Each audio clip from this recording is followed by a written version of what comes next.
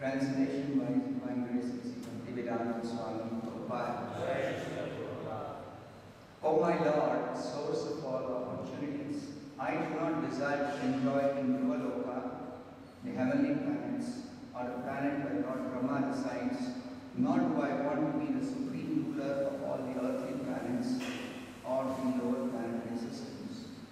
I do not desire to be master of the powers of mystic yoga, nor do I want liberation if I have to give up your lotus feet. Please repeat the translation. O my Lord, source of all opportunities, I do not desire to enjoy in Dhruva Loka, the heavenly planets, or the planet where Lord Brahma resides, nor do I want to be the supreme ruler of all the earthly planets, or the lower planetary systems. I do not desire to be the master of the powers of mystic yoga, nor do I want liberation if I have to give up your lotus feet. Purport by Srila Prabhupada.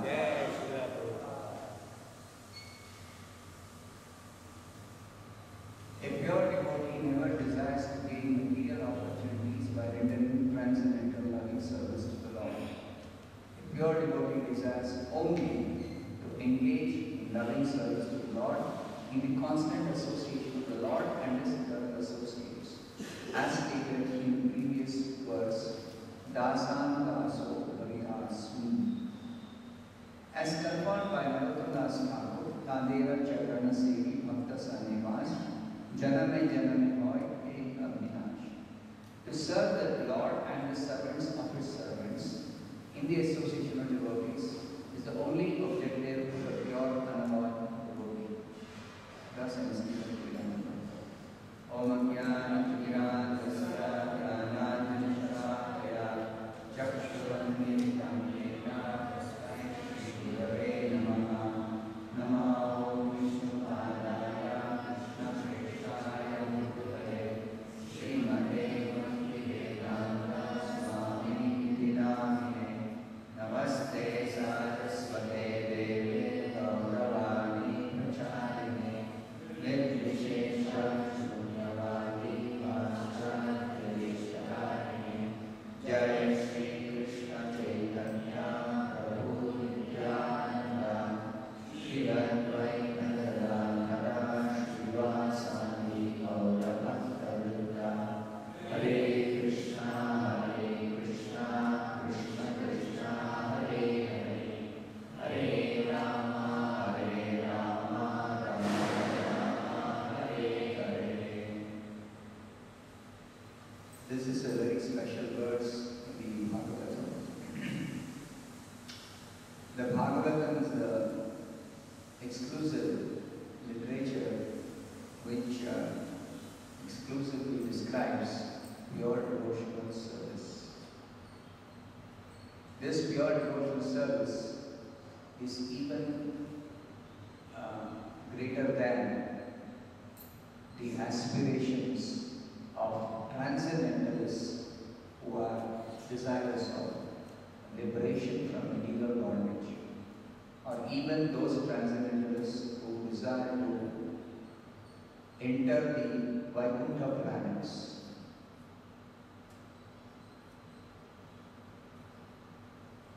Vritrasura, even though took birth in a family of demons, is born as a demon. But still, at heart, he is a pure devotee. What are the aspirations or qualities of such pure devotees? That is being explained here. There are different kinds of material enjoyments available in this material world. There are different kinds of planetary systems,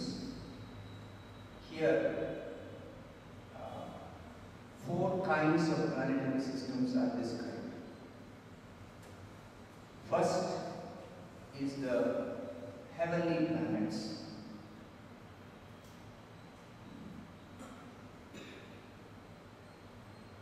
Then there is a description of the planet on which Brahma resides. Then there is description of the earthly planets. Then there is description of the lower planets. So these four kinds of planetary systems or planets have different facilities for enjoyment in the material world.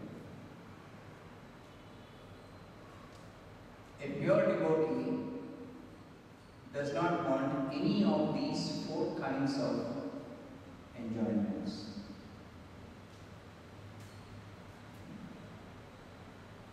Mostly people do not know what is the kind of enjoyment available on these different planets. People are newcomers. But those who become conversant with Vedic literature, they understand that this particular planet is not the only place where there is facility for enjoyment.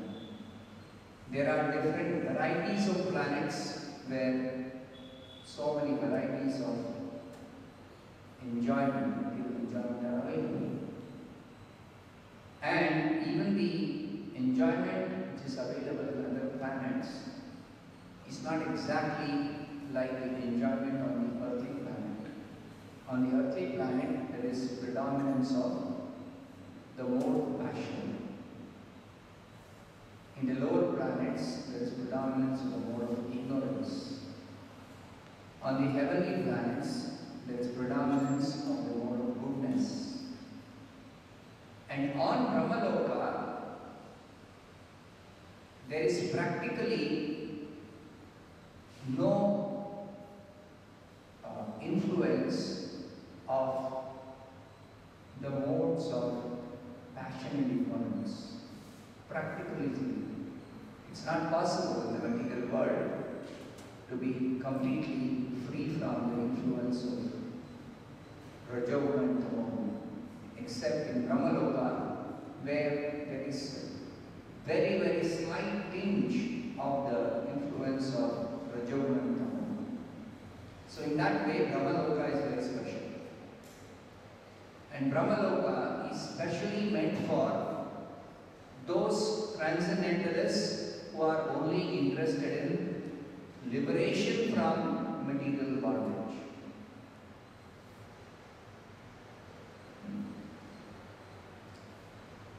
So here, Vritrasura is praying to the Lord just before he is preparing himself to die, to quit his body.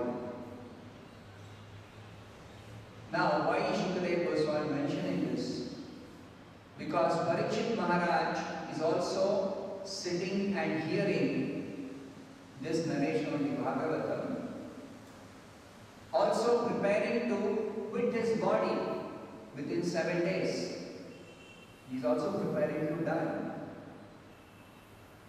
And this is the position of every living being within the material creation. That everyone has to die, but the scriptures advise that one should prepare oneself for death. And before death comes, one should be very clear. What will be my destination? Where will I go after death? What should be my preparation or aspiration or destination? So the scriptures inform there are different destinations available for you. And you can prepare yourself to go by the yoga system or by the system of cultivation of knowledge, Jnana Yoga, Sankhya Yoga. or Ashtanga Yoga, or even Bhakti Yoga, one can prepare oneself. Where do you want to go?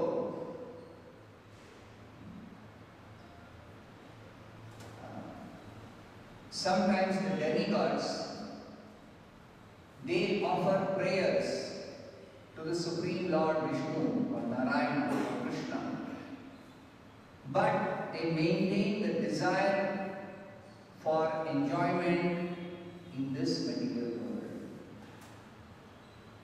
So there are different arrangements that somebody is Lord of a particular planet, or somebody is Lord of a particular planetary system, or somebody is Lord at the entire universe.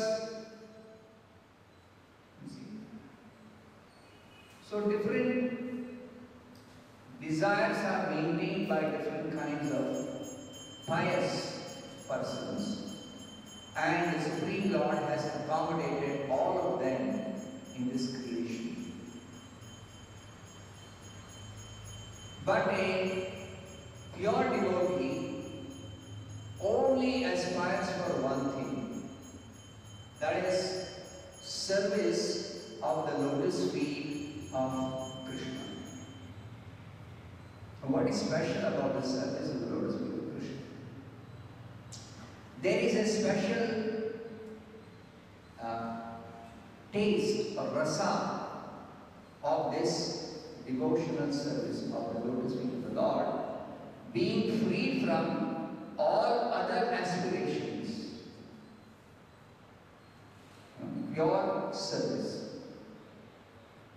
Only such people experience a particular reciprocation from Krishna. Even Krishna becomes attracted to the service of such pure devotees. Otherwise, Krishna as the maintainer of this entire creation, as the Lord of everything, he is constantly fulfilling the desires of the various living entities according to their position. Somebody directly or indirectly approaches Krishna, I want some material wealth, Krishna gives material wealth. Somebody approaches Krishna, I want some power, Krishna gives power. Somebody wants supremacy, lordship of heavenly planets, Krishna gives that. Just like when Indra was defeated by Bali Maharaj. So Bali Maharaj became the ruler of the heavenly planets. Then Indra's mother Aditi, she prayed to Vishnu. What is she praying for? That my son has lost his position, kindly restore his position. So the Supreme Lord Vishnu agreed to take birth as the son of Aditi. And then he restored Indra's kingdom as Vamana. But Bali Maharaj, being a pure devotee, he surrendered to Vishnu. Instead of trying to fight against Vishnu, or instead of trying to ask Vishnu for anything, he simply surrendered to the lotus feet of Vishnu and said, I simply want to be your servant. I want to serve your lotus feet. He could have asked Vishnu anything, but he did not ask anything. So, there is the Lord's kindness in giving whatever the devotee or the worshipper may ask, directly or indirectly. Even through the Devatas, it is ultimately Krishna only who satisfies all such desires. That is explained in the Bhagavad Gita. Whatever benefit the demigods are able to bestow upon their worshippers is given by Krishna alone. Even the yoga siddhi, by practice of severe austerities, tapasya, yoga siddhi is also given by Krishna. Because Krishna is ultimately Yogeshwara. He is the master of all mystic powers. He has unlimited siddhis, of which 8 are considered to be the most desirable siddhis in this material world. Krishna sometimes gives some siddhis to his devotees for their devotional service. Like Narad Muni. Narad Muni is not interested in yogic perfection. He is a devotee. But when required, he may use any yogic siddhi for the sake of preaching Krishna consciousness. Once when King Chitraketu was lamenting the death of his son, Narad Muni used one of the yogic siddhis to call back that soul which had left that particular body as the son of King Chitraketu. That only Narad Muni or a person with yogic siddhi can do, recall the soul back to the body. And he made that particular child speak in order to instruct Chitraketu. Narad Muni did that. Otherwise, Narad Muni, as a pure devotee, is not interested in this yogic siddhi.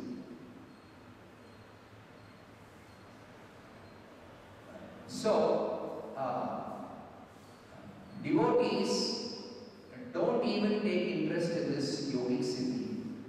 But Krishna is always willing to give whatever a person may ask him. Krishna is willing to give yogic siddhi, even liberation from material bondage. So that also some transcendentalists desire, because the scriptures say that any position in this material world, it is actually entangling. So one should try to get out of this entanglement. Yes, it is desirable to get out of material entanglement if you want to be completely free from all material miseries. That's a fact. But then, what is the position that one should aspire for after becoming free from this material entanglement? Now that is the real question a person should ask. That's the intelligent question a person should ask. Generally, people who desire liberation from material bondage desire to become one with the Supreme Absolute Truth. They desire Kaivalya. Kaivalya liberation. Kaivalya liberation is understanding one's own spiritual nature, understanding the spiritual nature of the Supreme Absolute Truth, and desiring to become one and merge into the existence of the Absolute. In such desire for liberation by merging into the Absolute, there is still the tinge of desire for becoming God or enjoying the position of God. Even though such liberation is greater than any material desire within this world, it is highly praised. Liberation, desire for liberation is highly praised in the scriptures. Dharma, Artha, Kama, Moksha described as 4 Purusharthas. Among these 4 Purusharthas, the first 3, Dharma, Artha and Kama, are meant for Moksha. Now this is not understood by people.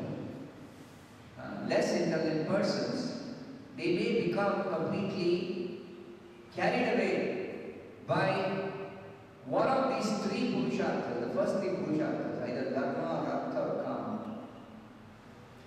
But an intelligent person goes beyond dharma, artha, kama and desires moksha. So when desiring moksha beyond dharma, artha and kama,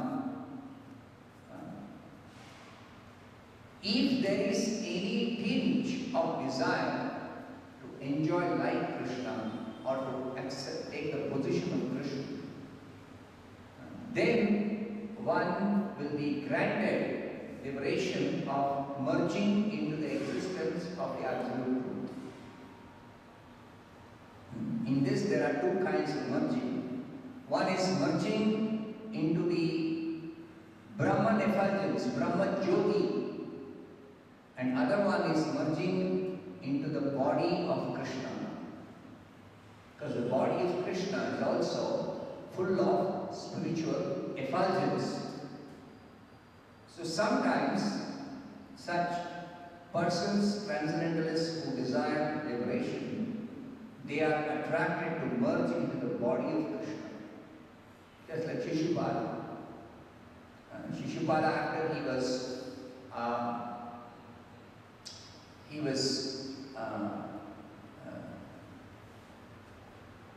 his head was cut off by the Sudarshan Chakra released by Krishna in the Rajasuya Yajna of Maharaja Yudhishthira. So Shishupala's soul merged into the body of Krishna.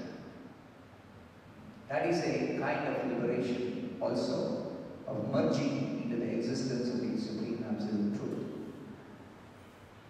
So higher than this is the desire to enter the Vaikuntha planets in order to enjoy 4 other kinds of liberation. This desire of liberation by merging into the existence of the Absolute is called Sahyujya Mukti. Sahyujya Mukti. But apart from the Sahyujya Mukti, there are 4 other kinds of Mukti. Sarupya, Sarshti, and Salokya, and Samipya. Either desire to have opulence equal to that of the Supreme Lord in the Vaikuntha planet, Sarshti, or desire to enjoy the bodily features, the form, Sarupya, form similar to that of Narayana in the Vaikuntha Loka, Sarupya. Being attracted by the form, being attracted by the opulence of Narayana, being attracted by the position of Narayana in the Vaikuntha Loka, because he is the center of everything and everyone in the Vaikuntha Loka. He is the predominator in the Vaikuntha Loka. So being attracted by that position, one wants to be always associate of Narayana. So, Samipya Mukti. Or somebody may want to live in the same planet, Salokya, as that of Narayana, Vaikuntha planet. So any of these 4 kinds of liberation is desired by those who want liberation, but they understand that we can never become God. We can never become God. We are eternally subordinate to God. We are eternally subordinate to God. But even that subordinate position, one may desire to accept in one of these 4 ways. Salokya, Samipya, Sashti, or Sarupya. Now, beyond even this is the desire to relish the service of the lotus feet of the Supreme Lord simply for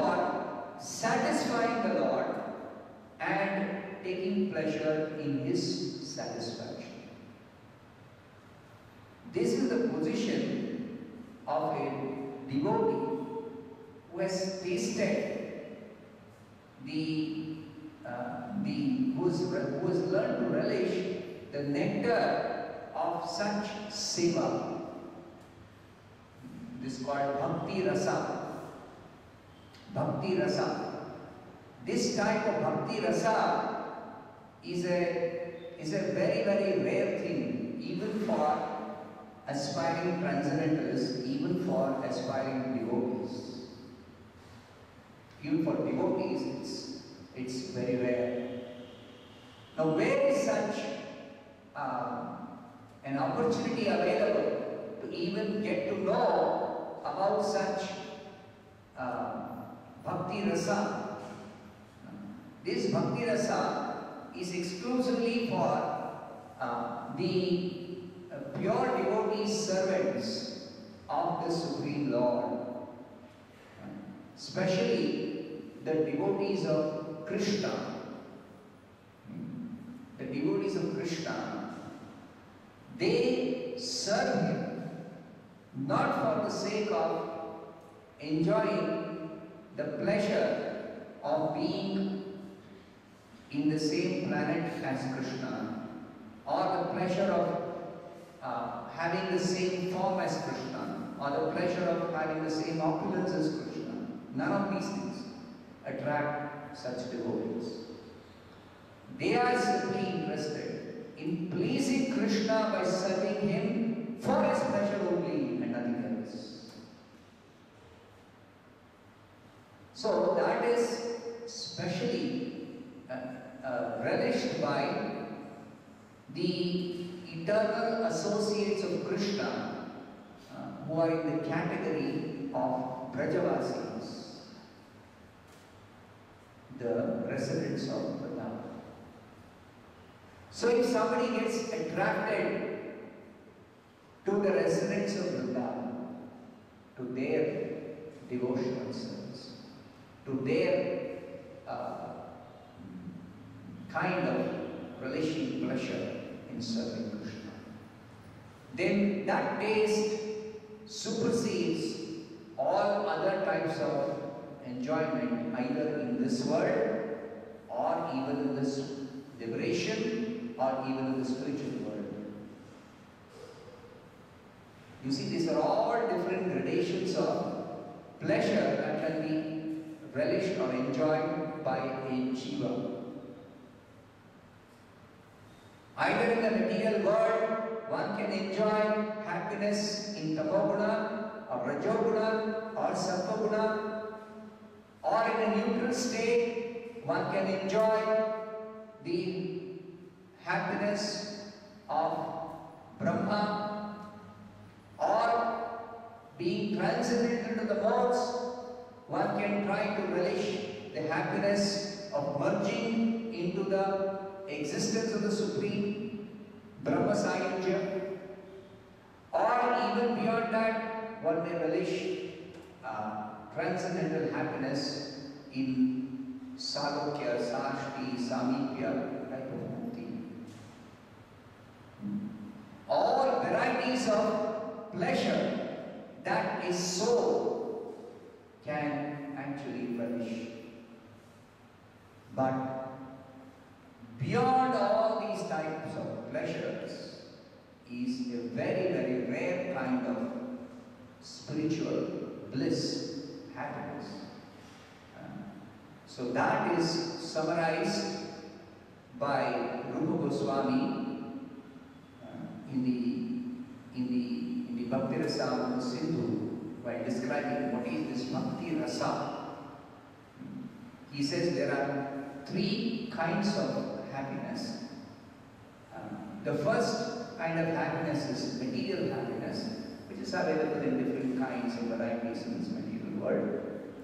Then there is the spiritual happiness that is available in liberation, either in merging into the existence of the Absolute or in the kind of opulence, sarupya or samipya, that type of mukti. opulence of the happiness of liberation, spiritual happiness, or devotional happiness, bhakti rasa. So this bhakti rasa is different. This bhakti rasa is completely different. This bhakti rasa is only for those who are able to get association of such pure devotees like the Brajavasis, who are wishing that kind of pleasure of serving Krishna and simply taking pleasure in such service because of being able to please Krishna and give pleasure to Krishna. Because Krishna is the reservoir for bliss, all ananda. So Krishna cannot be pleased if you try to give him something which gives you pleasure, or any kind of pleasure that is available in all the material world, in the spiritual sky, in the spiritual world, anywhere any kind of pleasure is available, you cannot give that to Krishna because he is the master, he is the owner. So what can you give Krishna? You cannot give Krishna anything. Neither he is in need of anything. So therefore, what attracts Krishna? What Krishna relishes? Beyond whatever he possesses, beyond all the opulences, all the wealth, all the strength, all the power, all the possessions, all the service that any servant can render to him, beyond all that, what does Krishna relish? Krishna relishes one thing, that is love. And that love is not something that is available, but all of the things that Krishna possesses, all the power he enjoys in his position as the Supreme Lord. As the Supreme Personality of Godhead, whatever Krishna can enjoy, either power or wealth or service, subordination, lordship over everything. Beyond all that, Krishna relishes one thing, that is love, prema. And what is the nature of that prema that Krishna relishes? In that prema or love, there is no exchange of anything except simply the desire to serve for pleasing the beloved. Now, it's not easy to please Krishna, remember that. Because in order to please Krishna, what can you offer him? Even people offer their own self to Krishna, that I am yours. Even that is not as pleasing to Krishna as somebody who serves Krishna for Krishna's pleasure. So such devotees, they ask Krishna, that Krishna, what is it that is going to please you? You tell me, I will do that. And Krishna says, there is nothing that is pleasing to me. There is nothing that is pleasing to me that I want, that I seek. There is nothing. I am the Lord of everything. I own everything. Unconditionally. I am supreme. Nothing can be lost for me. So what you can offer me? What you can give me? Nothing. There is nothing you can give me. So therefore, such devotees, they want to know the innermost desire of Krishna beyond everything that Krishna has or Krishna possesses or Krishna enjoys. They want to enter the heart of Krishna. And in order to enter the heart of Krishna, you have to become intimate to Krishna. You have to become close to Krishna. You have to become personal associate of Krishna, and you can gain such entry into Krishna's confidential association by following in the footsteps are becoming servants of Krishna's intimate associates. They are the Brajavasis. So, you become their servant. You don't even have to, in one sense, bother about Krishna. You didn't even have to bother about Krishna. Knowing very well who is Krishna, you don't have to worry about Krishna. What does Krishna want? What will please Krishna? How to become close to Krishna? You don't worry about it. You simply concern yourself with one such intimate servant of Krishna. And that servant of Krishna, you try to serve. You ask him what will please him. That servant. You approach the servant. And such servants are very, very easy to approach. Even more easy to approach than Krishna or Narayana, or even more easier to approach than approaching liberation, approaching any devata, approaching any powerful person of this whole creation. It's easier than all of those things. It's easier than all of those things. And this secret is revealed in the Bhagavad. Prahlad Maharaj says, Lord Narasimha, when Lord Narasimha asked, what do you want? He said, I don't know. But I always pray to you that I may never forget the service of my spiritual master Narada Muni, by whose mercy I have got this bhakti, I have got this devotion to your lotus feet. You see, let me not forget the service of my spiritual master. So, actually Prahlad Maharaj does not want anything from Narasimha. He does not even ask Narasimha, I want you. Does not even ask for that. You see. He simply asks for service of his spiritual master. So this is the secret of pure devotional service, bhakti rasa. And Krishna says that he never gives this bhakti rasa directly. You cannot approach Krishna and say, I want bhakti rasa. No, he will not give. You approach Krishna's intimate servants who are related to bhakti rasa, and you serve them, they will liberally distribute. So even when Krishna wants to distribute his bhakti rasa, because Krishna is the reservoir of bhakti rasa. So if Krishna wants to distribute, he takes the position of his own devotee, Chaitanya Mahaprabhu, and distributes his bhakti rasa. Otherwise Krishna doesn't give bhakti rasa. No. He may even give liberation. He may give any material opulence. He may give sarukya mukti, sakti mukti, but he never gives bhakti rasa. Only when he comes as Chaitanya Mahaprabhu, in his feature as Chaitanya, only he distributes his bhakti rasa. So that bhakti rasa is relishable even more. And there are examples of devotees who are enjoying sarukya mukti, sashti mukti, sarukya mukti, or any type of pleasure that will be enjoyed in this world or in liberation, sayujya mukti. All such people, when they are able to get some association of a pure devotee whose relation is bhakti rasa, if they are able to get such association, then they are attracted to this bhakti rasa. And to taste the bhakti rasa, they surrender to Krishna.